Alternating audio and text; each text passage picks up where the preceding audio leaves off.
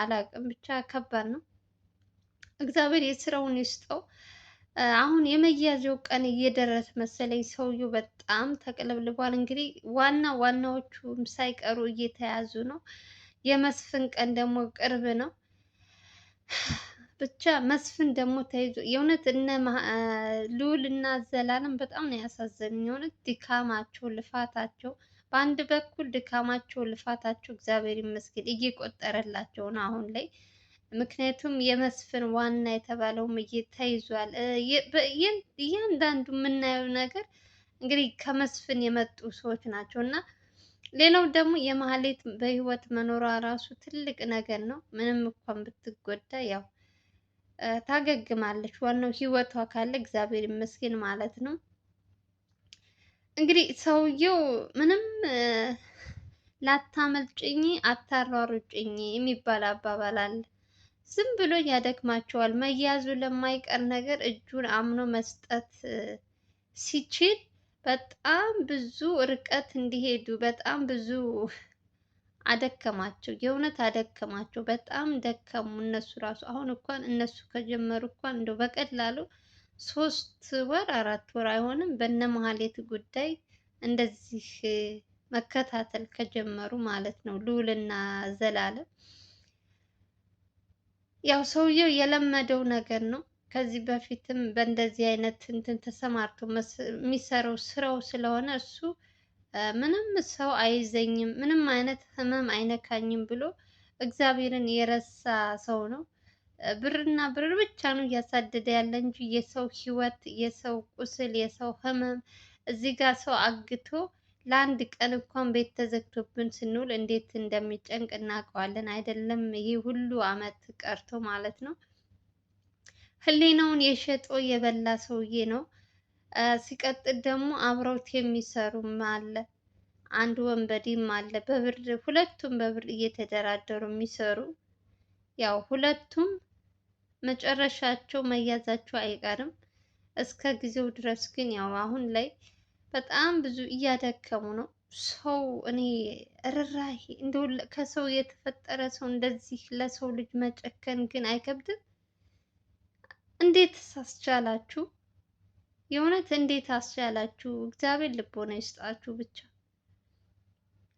አረ በስመ አብ! አቤቱ ጌታ ሆይ ስንት ጉድ አየነን፣ ስንት ጉድ አየነን በዚች በቅርብ ቀን።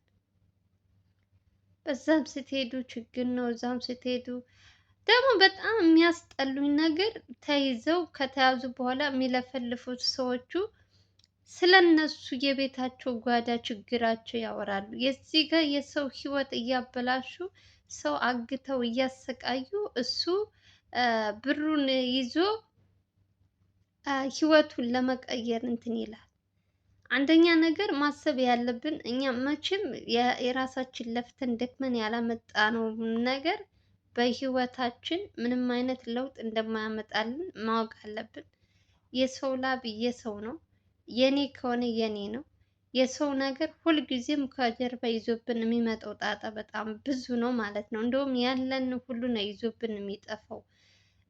ግን ይሄንን አናስብም። አብዛኞቻችን ብር 100 ሺህ 200 ሺህ ሲከፈለን አይተነው ማናቀው፣ ለብሰነው ማናቀው፣ በልተነው ማናቀው ነገር ሲቀየር ከቤታችን እሱን ብቻ ነው የምናስበው እንጂ በኋላ ይዞብን የሚመጣውን እንትን በፍጹም አናስበውም። ሰው ቆም ብሎ ማሰብ አቁሟል። የፊቱን እንጂ በኋላ ይዞብን የሚመጣውን ጣጣ በምንም መገመት አይችሉም። በቃ ተደፍነዋል በብር ጭንቅላታቸው ማለት ነው። ያው ዙሮ ዙሮ ኬትም ኬትም አለ መያዙ አይቀርም። መስፍን ምንም ነገር ቢደክም ቢያለፋም መጨረሻው እስር ቤት ነው። መጨረሻው ሲሆን መግባት ነው።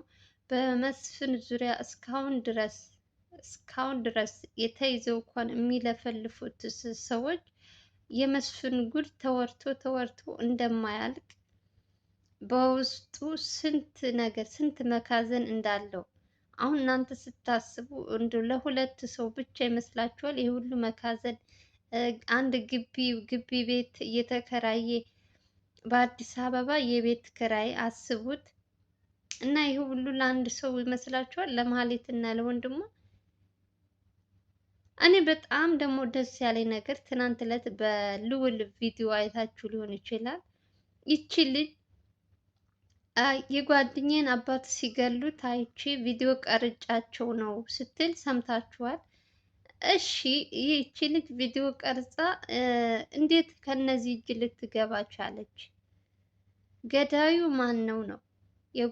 የልጅቷን የጓደኛዋን አባት ማን ስለገደለው ነው? ይሄ ራሱ የእውነት እነ ልዑል ያው ነገሩ በብዙ ጣጣ አለባቸው እነሱ ይሄ ራሳቸው ይጨርሱ። ግን በጣም የሚያጠራጥራችሁ ነገር አለ። ከነሱ እንዴት ልትመጣ ቻለች ብላችሁ ስታስቡ እንዴት እኔ አላቅም፣ ብቻ ከባድ ነው። እንዴት ልትመጣ እንደቻለች ቪዲዮ ለፖሊስ ልትሰጥ ስትል ተከታትለው የነዚህ የመስፍን ሰዎች እንዴት ያዟት?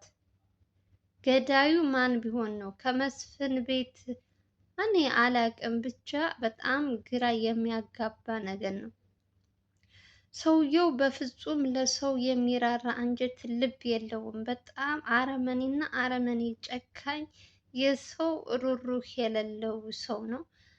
በህይወቴ እኔ እንደዚህ አይነት ሰው አይቼ አላቅም። የሆነ ስንት እንትና ያለው በጣም ብዙ በልዑልና በዘላለም ልክ እንደነሱ የሚሰሩ ሰዎች ቪዲዮ እንደዚህ ያለው፣ ግን እንደዚህ አይነት አረመኔ ጨካኝ ሰው አላይቼ አላቅም። የእውነት ህሊናውን ሽጦ እየበላ በምንም።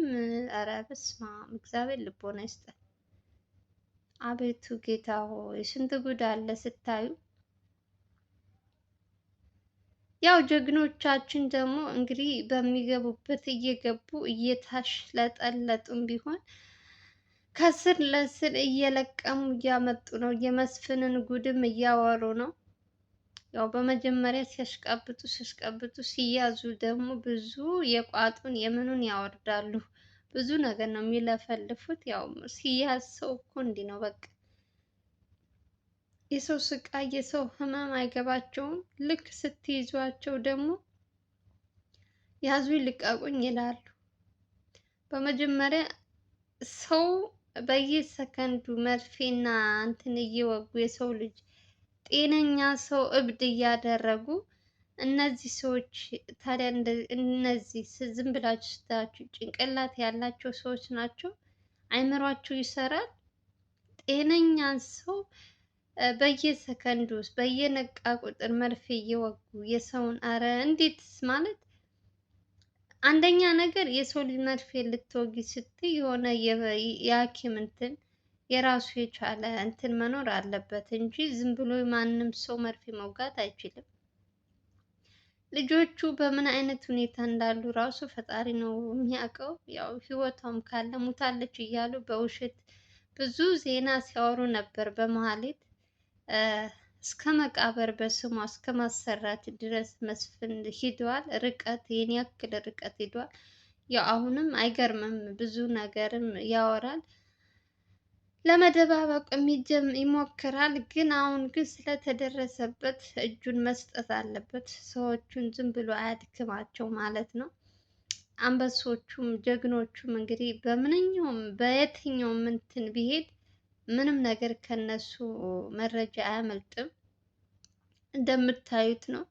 በእያንዳንዱ ሰከንድ የሚያመጡላችሁ አዳዲስ ነገር አስገራሚና አስደናቂ የወንድ እልህ የሚያስጨርስ ነው እያመጡ ያሉት እና በጣም ለነሱ ምስጋና ይግባቸው።